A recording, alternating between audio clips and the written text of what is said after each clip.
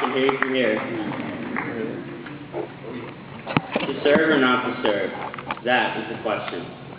I never gave it much thought until the night of February 14th. If you'd been with me that night, you would have been on the back of the snowmobile. I would have turned to you and I would have said, hold on tight. I can't tell you what would have happened after that. I woke up and the first thing I remember is pain. It's impossible to forget, yet impossible to describe. It felt like my body had been lit on fire.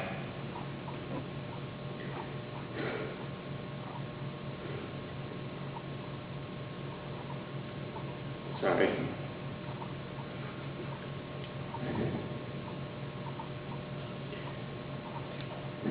I told my legs to move, but they didn't respond. Instantly, fear engulfed me.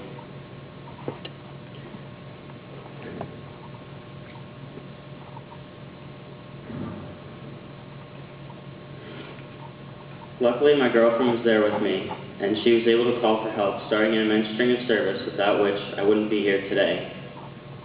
By God's grace, the first person that came on the snowmobile was an EMT member. He sat with me through the ordeal and instructed me on what to do until the ambulance came. The ambulance squad which came to rescue me consisted fully of volunteers, and I owe them my life for their service. We then started the 45-minute trip to the local hospital in a blizzard, where I was stabilized and prepared for the next leg of my journey to Albany Medical Center's trauma unit. There I spent 7 hours in surgery as my surgeon, Dr. DeRizio, fused my spine together. Since then, I have wondered who at 1 in the morning lends their service to inserting screws in people's backs and mesh screens where bone fragments can grow.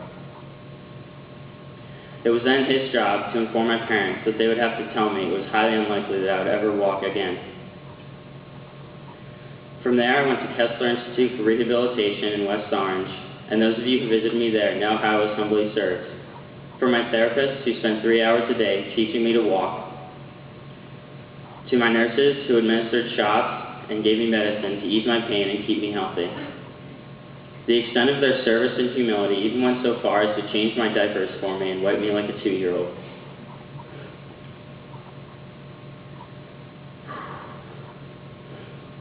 Not to be forgotten in all of this is the service towards our family through this entire ordeal.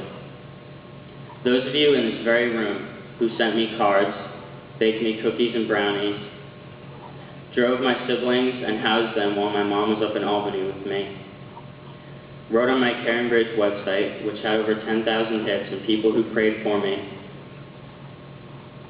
You taught us to rest during uncertain times, and you gave us grace to get us through. I learned a valuable lesson through all of this, and that is when you choose to serve, you choose to love, and love will heal us all. So when Mrs. Goat first asked me to speak, I kind of asked myself why I was chosen. It's not exactly the first thing that comes to mind, or service isn't exactly the first thing that comes to mind when you think of my accident. But then I stopped and I realized that without the service of hundreds of people, I wouldn't be standing here with you today.